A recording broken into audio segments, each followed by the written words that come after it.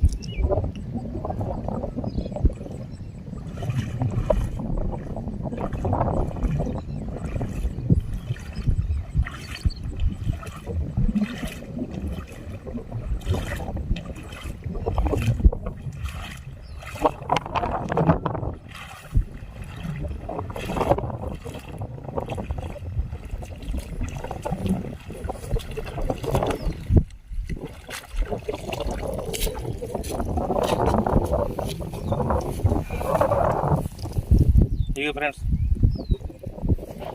ఏంటంటే మొత్తం 1/2 కేజీ సైజులే పడ్డాయి.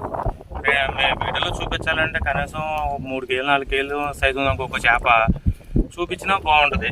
అన్నీ చిన్నగా పడ్డాయి. ఇదిగో ఇక అందుకే వీడియో చేయలేదు. చిన్న చేపలు ఏం చూపిస్తాం, మళ్ళీ ఇంకా వేరేగా ఉంటుంది అని చెప్పాను.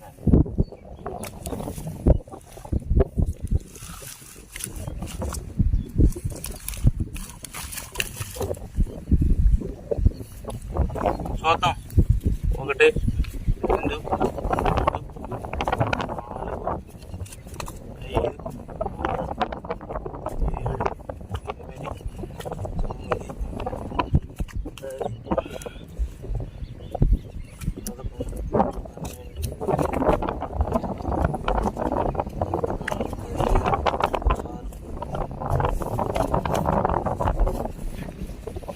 5 17 జాతులు పడ్డాయండి. మొత్తం 17 జాతులు.